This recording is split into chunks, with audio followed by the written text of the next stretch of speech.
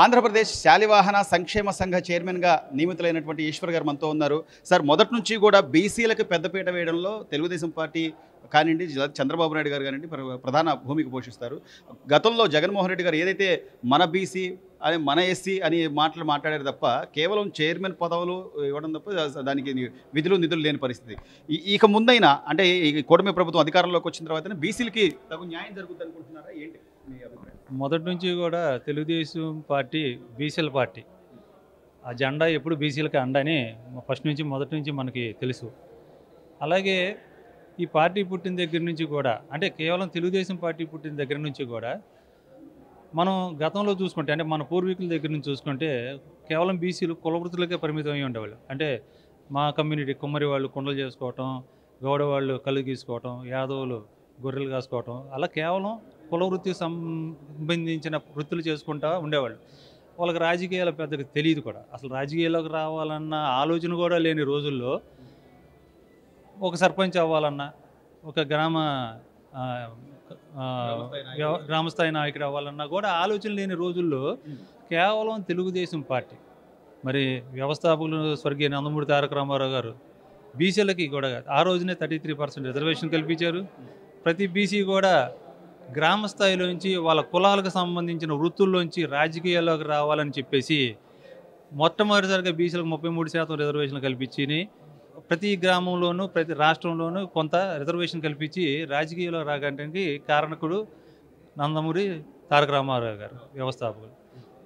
దాన్ని తర్వాత మన అధినేత ప్రీతం ముఖ్యమంత్రి నారా చంద్రబాబు నాయుడు గారు దాన్ని అలాగే కంటిన్యూ చేసుకుంటా బీసీలందరికీ పెద్ద స్థానంలో పదవులు కల్పించారు. రాష్ట్ర స్థాయిలో ఎమ్మెల్యేలు చేశారు, మంత్రులు చేశారు. ఇది కేవలం భారతదేశ చరిత్రలో ఏ రాజకీయ పార్టీ కూడా దక్కని అరుదైన గౌరవం కేవలం తెలుగుదేశం పార్టీకే జరుగుతుంది.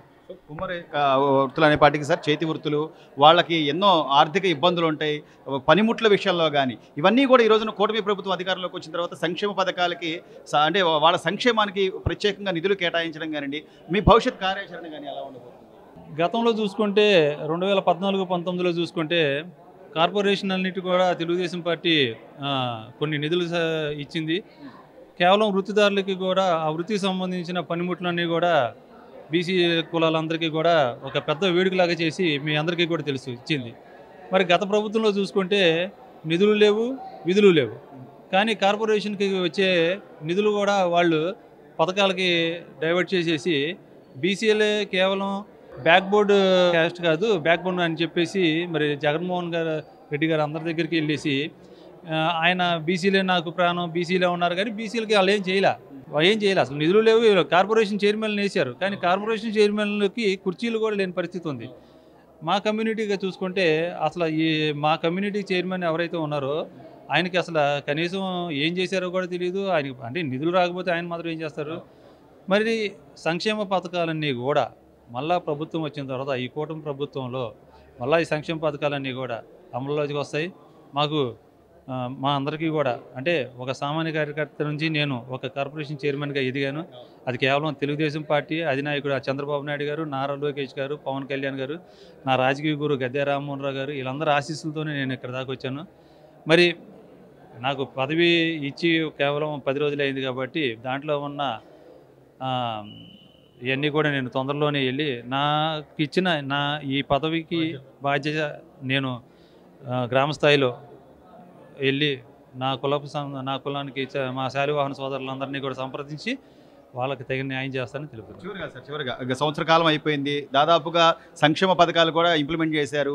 రేపు 12 తారీఖు నుంచేమో తల్లికి వందనం, అలాగే రైతు అన్నదాత సుఖీభవ ఇస్తా ఉన్నారు. అట్లాగే ఆగస్టు 15 నుంచి మహిళలకి ఉచిత బస్సు సౌకర్యం కూడా. ఇన్ని జరుగుతున్నా కూడా జగన్మోహన్ రెడ్డి గారు సంవత్సరం అయిపోయింది, 3 ఏళ్ళు కళ్ళు మూసుకోండి, సినిమా చూపిద్దాం అంటున్నారు.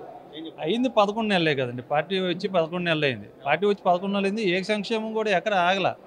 మరి పొద్దున్నే వెళ్ళిపోయి అవ్వలకి తాతలకి 1వ తారీఖున పెన్షన్ ఇచ్చేస్తున్నారు కదా, అది ఎక్కడ ఆగింది? మరి కూటమి ప్రభుత్వం ఏ హామీలతో అయితే వచ్చిందో ఆ హామీలన్నీ కూడా చేస్తుంది. మరి రేపు ఆగస్టు 15వ తారీఖు నుంచి ఉచిత మహిళా బస్సు ప్రయాణం, అమ్మఒడి రేపు 12వ తారీఖున ఇచ్చేస్తామంటున్నారు. మరి అన్నదాత సుఖీభవ వాళ్ళకి ఇచ్చారు. ఇప్పుడు బేబీ కిట్స్ అంటే అప్పుడే పుట్టిన పిల్లలకి తల్లి బిడ్డ బేబీ కిట్స్ ఇస్తున్నారు. ఈ సంక్షేమం ఎక్కడ ఆగింది? నువ్వు 5 సంవత్సరాలు నీకు ప్రజలు నీకు పట్టం కట్టిస్తే 5 సంవత్సరాలు నువ్వు కనీసం నవరత్నాలు అని చెప్పేసి ఉన్న నిధులన్నింటినీ కూడా డైవర్ట్ చేసుకొని నువ్వు ఏవేమో చేసుకుంటూ వచ్చావు. ఇవాళ 11 నెలలు, కేవలం 11 నెలలే నువ్వు మొత్తం రాష్ట్రాన్ని బోడిగుండి చేసావు, జీరో చేసి వెళ్ళావు. మరి ఇవాళ రాష్ట్రం మొత్తం కూడా చంద్రబాబు నాయుడు గారిని నమ్ముకొని పెట్టుబడులు ఎన్ని వస్తున్నాయి? లోకేష్ బాబు గారు కానీ చంద్రబాబు నాయుడు గారు కానీ ఎంతమంది దగ్గరికి వెళ్ళి పెట్టుబడుల కోసం వస్తున్నారు, వాళ్ళని నమ్ముకొని వస్తున్నారు. మరి నిన్ను నమ్ముకొని ఎవరు ఇచ్చారు? నిన్ను నమ్ముకొని ఎవరు రాలా? రాష్ట్రాన్ని సర్వనాశనం చేసావు, శ్మశానం చేసావు అమరావతిని. అసలు జగన్ అనే వ్యక్తి ఇంకా లేరండి. జగన్ అన్న వ్యక్తి ఇంకా లేరు. మనం ఆలోచనల నుంచి కూడా తీసేయాలి జగన్ అన్ని. అది. Please subscribe to Leo news for more videos.